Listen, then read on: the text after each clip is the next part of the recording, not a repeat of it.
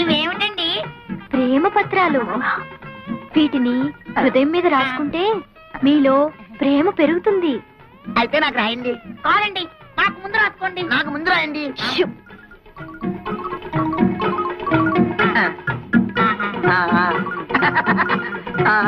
అమ్మా,